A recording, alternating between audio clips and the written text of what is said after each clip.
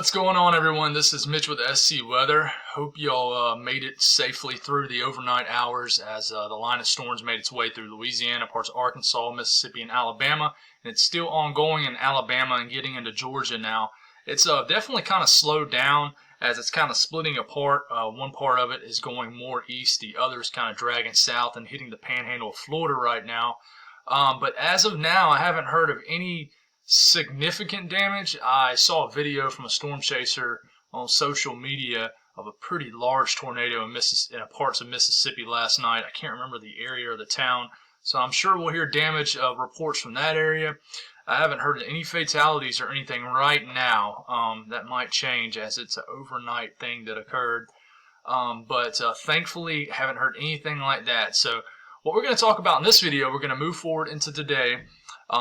And we're going to really begin to talk about the potential of how this line may re-energize itself and really affect areas of the Carolinas specifically.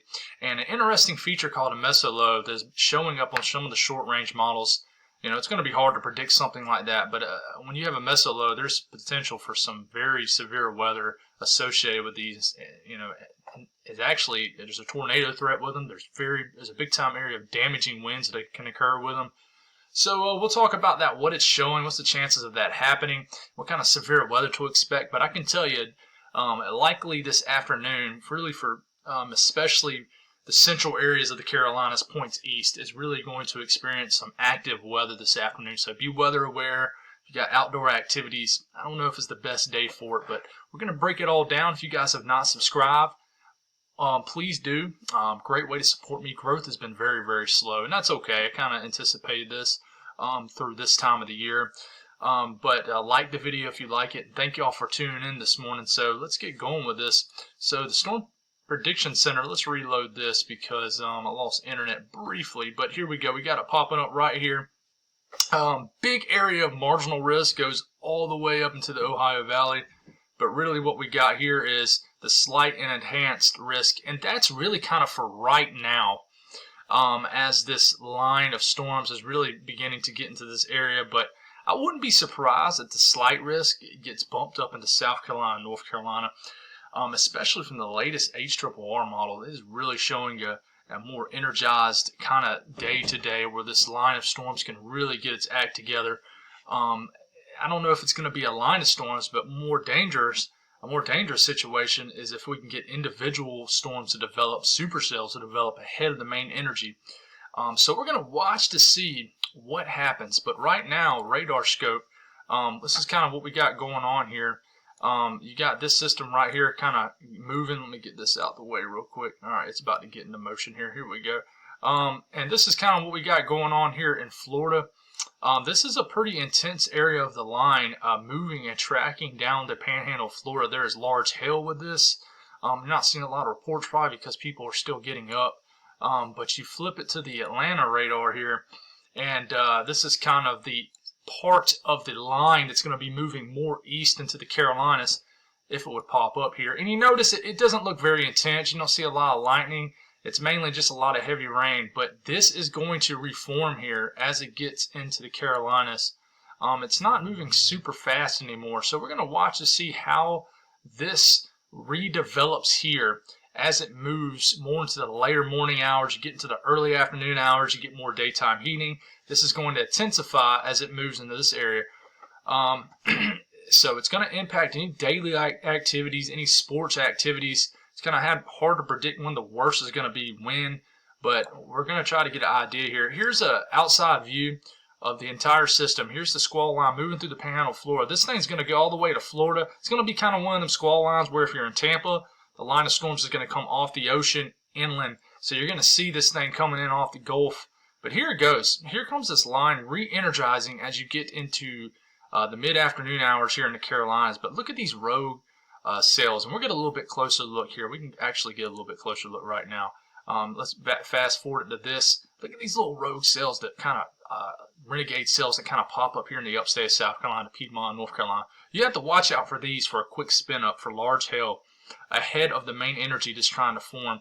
These little cells can pack a punch. They can be dangerous, damaging winds, and like I said, if they can get some kind of supercell structure to them, they're rotating, so you might get a quick funnel cloud, you might get a quick touchdown of a tornado, and you have to watch these. But what's really even more interesting is you see this little spin right here. It's what you call a meso-low.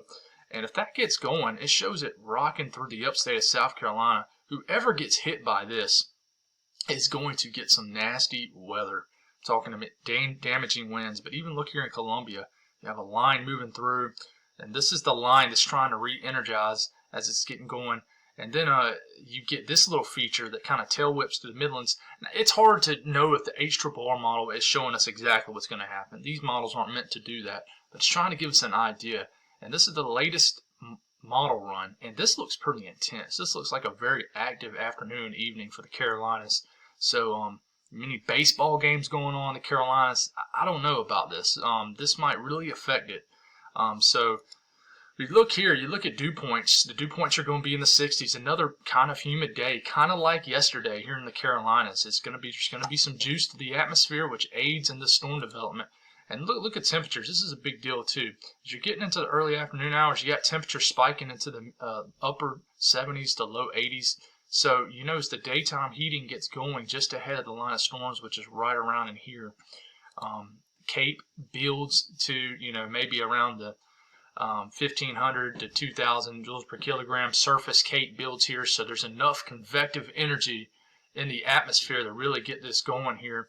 And then you look at the supercell parameter here, and this is what I want to have to watch for early in the afternoon for anything kind of a rogue supercell to kind of develop ahead of the main energy. It's going to be here in the upstate of South Carolina into the Piedmont, North Carolina. Now, as you get more short-range models, the location might tweak a little bit, but watch out for these supercells that can develop right in the year ahead of this line. These can present a tornado threat. So go back to here.